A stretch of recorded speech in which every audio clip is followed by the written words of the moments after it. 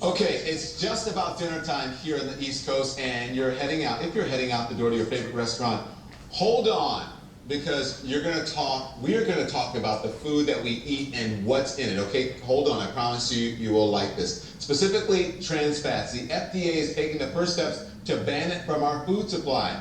Trans fats are hydrogenated oils that make foods like, oh my gosh, look at that, donuts, microwave popcorn, frozen pizza. Makes it taste so good. In a moment, our two guests are going to shed light on what the ban means to all of us. But first, we want to get some background from CNN's chief medical correspondent, Dr. Sanjay Gupta.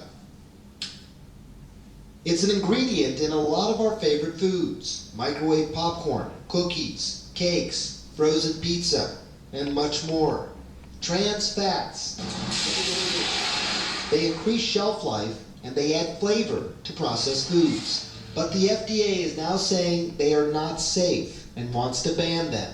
It's a move they say would save thousands of lives. We think it's time to address and really phase out the remaining uses of trans fat in the diet so that we can reduce the incidence of heart disease and deaths resulting from heart attack. You see, trans fats lower good cholesterol and they raise bad cholesterol. What we're trying to avoid is this: LDL, or bad cholesterol, building up as plaque in the blood vessel walls.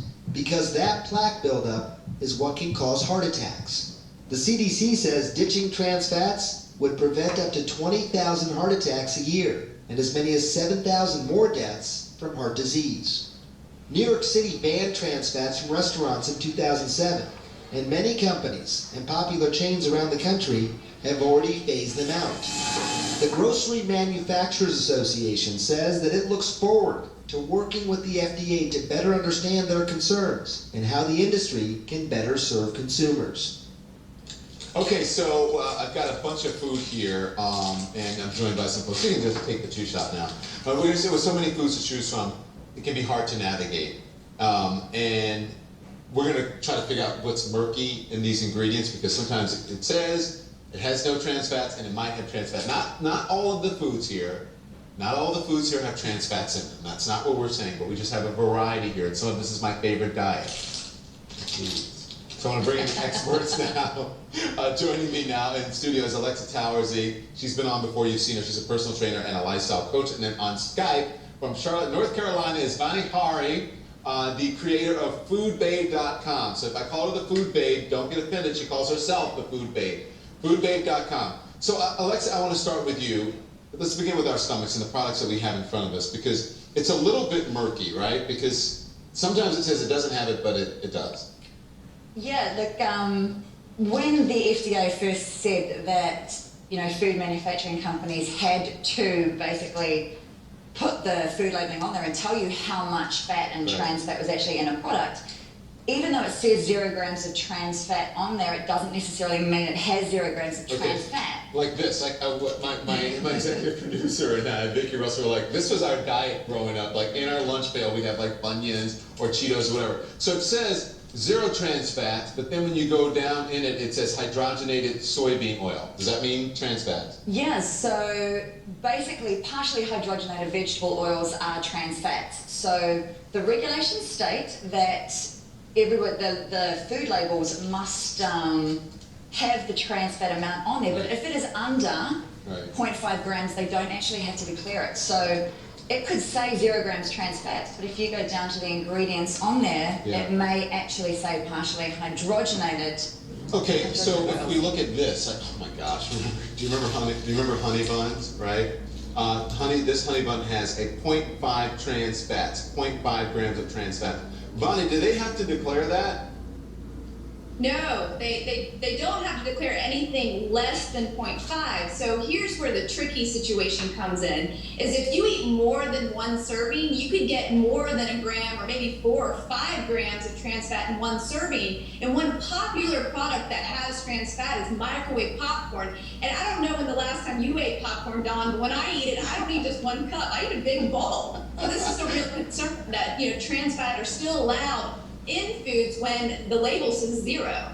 Okay, here you go. When you said because I went and bought this today just for this prop, and I opened it, And And you ate Rosa it. Perez, which is Rosa Flores, Rosa Perez, can't we call it?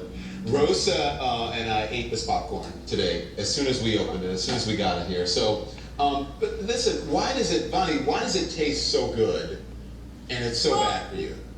You know, the thing is trans fat inherently doesn't taste that different than real fat. What trans fat's done is it's allowed food companies to create a shelf-stable oil that stays on the shelf forever, basically. But what's wrong with that then? What's wrong with that?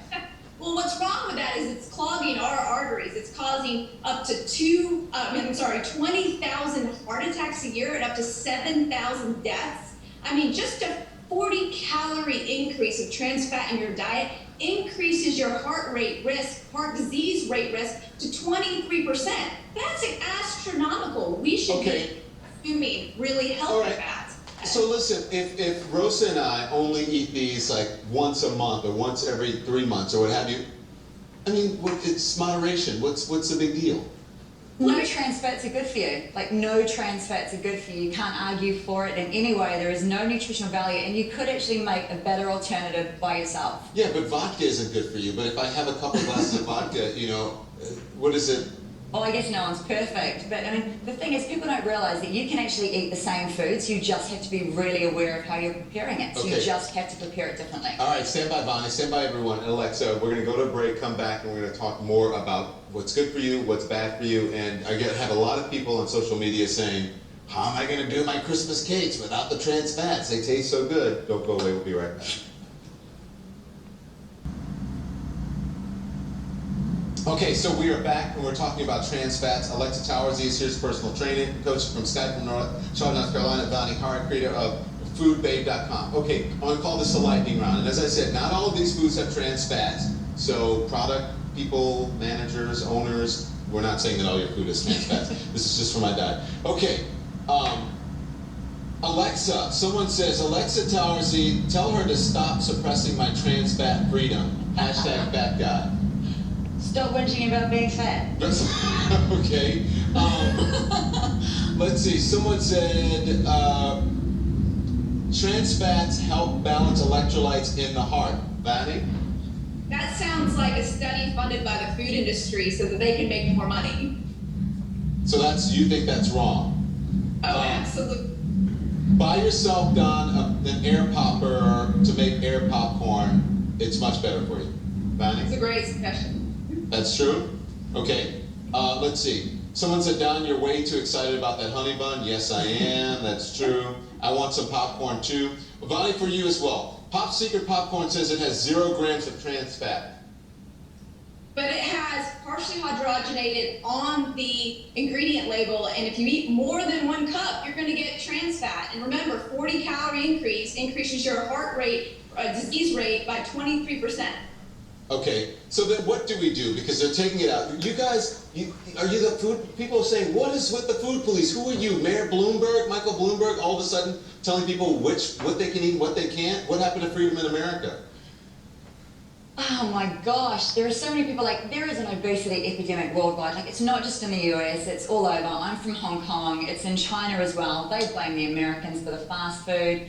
Yet there are so many people, I get clients complaining to me all the time about why they can't lose weight. Well, this is one of the reasons. Okay. Why would you not want to address it? Listen, I'm old school. I say everything in moderation. I know that trans fats are going to be gone, but if you don't do it all the time. And Vani, finally, this is for you. You don't have to answer, but I'm going to tell you. This guy, JJ, says, tell Vani Hari she is crazy. Trans fats forever. Hashtag fat guy tweet. Just so you know. Well, you know what? There's a bunch of really great fats that the food industry can actually replace those trans fats. Yeah. I hope they don't do the wood glue that Kraft is actually researching right now, but I hope they use things like coconut oil and sustainable red palm oil that comes from Ecuador. Those are really healthy alternatives that the food industry can use. Okay. Vani, Alexa, thank you very much, and we'll make sure all this food is taken care of. At least I will. Thank you guys very much. We appreciate it. Great conversation.